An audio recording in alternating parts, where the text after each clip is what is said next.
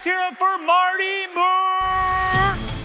If you can manage to think in an empathetic way where you're trying to think about what this means for the other person, you've just taken the focus off yourself. You're not worried about being afraid or apprehensive or nervous about having a conversation. You just have it because you know that's what that person needs. I don't think it's too dramatic to say that we're facing a crisis in leadership. People are more dissatisfied with their jobs than they've ever been. Weak and ineffective leadership has driven employees to become cynical and disengaged, and companies don't really seem to know what to do about it.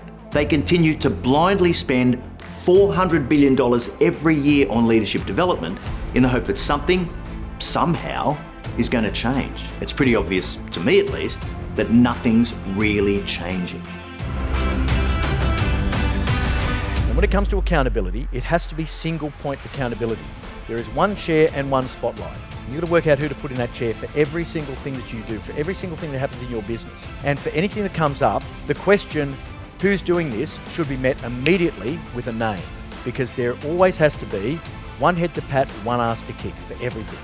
I know what it really takes to get results. As CEO of a multi-billion-dollar energy company, I grew EBITDA earnings from $17 million to $441 million in just 5 years.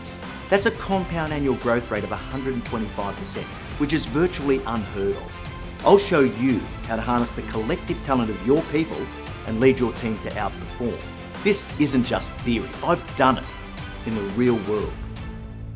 Who will say now that they commit? I reckon everyone in this room knows that there's a conversation you should have had that you have not had yet. And you know what the conversation is, and you know the person you need to have it with.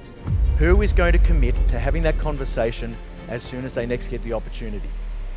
Every week, I reach tens of thousands of leaders across the globe with my No Bullshit Leadership podcast, helping them to navigate their toughest challenges.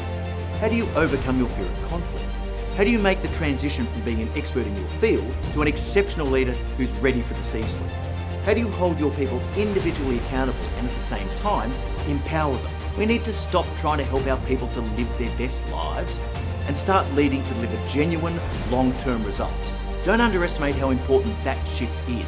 And as for your people, well, who doesn't want to be on a winning team?